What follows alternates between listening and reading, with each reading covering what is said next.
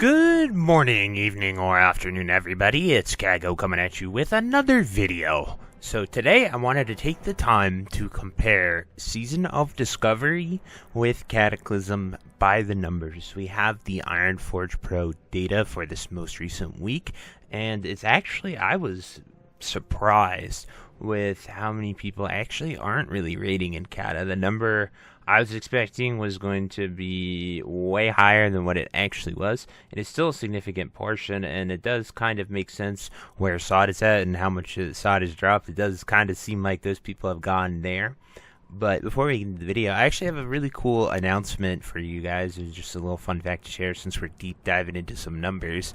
But I actually surpassed 28 years of watch time for all my videos on the channel. And that number is super interesting and surreal to me because I am 28 years old. So essentially, for my entire time on this planet, you guys have watched that amount of me talking about the game I love so much. And I'm just incredibly thankful. And it's just a really cool sort of fact and stat to point out to you guys, and just thank you so much. But without further ado, let's get into the video. So I'm going to switch it over here to the stats so we can take a look at all of this. And so this is the SoD chart that I used when I compared was SoD dying or not. And we're at 61k raiders. This number has not been updated, but the Cataclysm one has.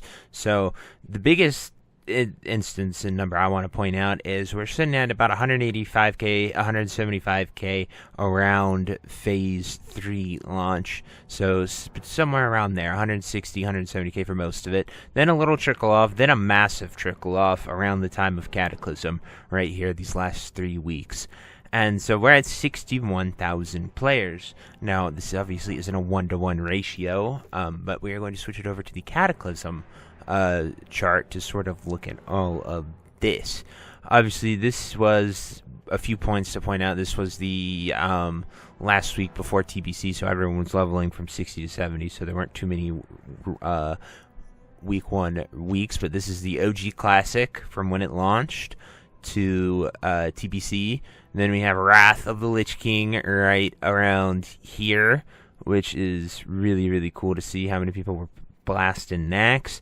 Then we have Ulduar. Pretty much every time you see these dips is week 1s of raids.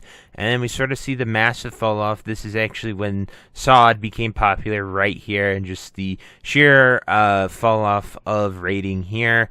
It went all the way down to about 50,000 people. And then as we can see, week 1 of Cata, there were 209,000 players. So I just like looking at the correlation here between the Wrath rating falling off when SoD came out to it going really, really large right here in Season of Discovery.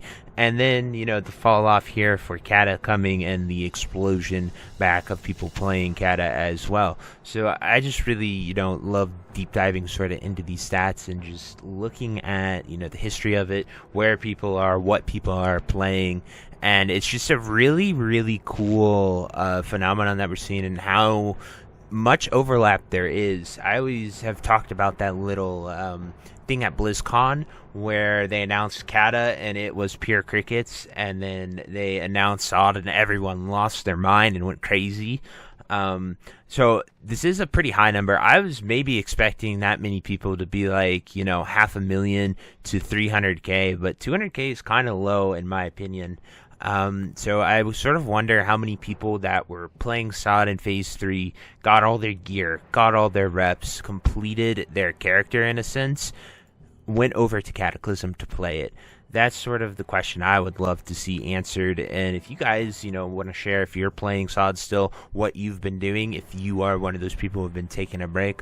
I personally, honestly, log in to make videos. I'll occasionally, you know, stream myself leveling a little bit of SoD, but for the most part, I've actually been playing retail with some IRL friends that have got back into WoW for the first time in like over a decade, and some people that I went to high school with. So it's been really cool sort of reconnecting with them and giving retail a try, and and just sort of seeing everything that I kind of missed with Dragonflight. I have a terrible habit of starting every retail expansion and then sort of quitting, so maybe having some IRL friends and reconnecting with all the people I fell in love with the game for it in the beginning, maybe we'll stick around and play some more retail. Obviously, I will still always be playing SoD. I have the time and the luxury to be able to do both of them, and even if I do start making War Within retail videos, I will still be playing SoD and making SoD videos. If anything, I would just double it up, do SoD in the morning and then retail video at night, something like that, just to make sure I keep my base, and also maybe discover some new people playing it, because I don't know how many people play other versions of the game. If you're in here and like you've started with SoD, whether you quit SoD or just taking a break, are you playing retail, are you playing Cata, or are you simply just not playing WoW? Those are the questions I would like to see. But these numbers were really cool to sort of look at, just the correlation of SoD's rise with Wrath of the Lich King's fall / Cata's beginning, and SoD's fall at Cata's beginning. Just tells me that the player base for Classic is sort of quite overwhelmed almost, and large with people doing that. There's also MOP Remix, so if you've been doing that too, let me know.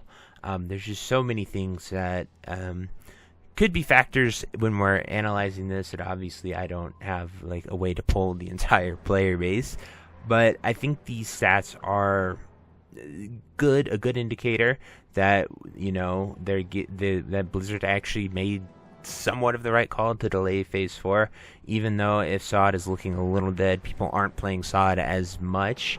I think they made the right call so people can have the time to enjoy Cata if they wanted to play Cata, and that overlap from those numbers does seem to be pretty big, at least 150,000 people big, so on NA and EU big. So I think Blizzard may actually, and the SoD dev team made a good call with that analysis. The numbers back it up, in my opinion, from what we're seeing here. But anyway, who knows, at the end of the day, they're just stats. Everyone is different, and everyone, can enjoy World of Warcraft the way they want. Let me know what you guys think of this. If you think my conclusion is accurate, definitely let me know. If you think it's inaccurate, tell me why. Don't just say I'm an idiot, because, that doesn't really help anyone without, elaborating a little bit. But anyway, guys, that's it for this video. I truly hope you enjoyed it, and until next time, I'll see you later. Have a great day. Bye-bye. If you made it to the end of this video, thank you so much for watching. It truly means a lot to me. If you happen to find anyone that would also benefit from watching this video, please share it with them. It helps me out a ton and allows me to keep doing what I love every single day, and that is gaming and sort of helping people any way that I can. So finally, thank you so much, and I hope you have a fantastic day. Goodbye.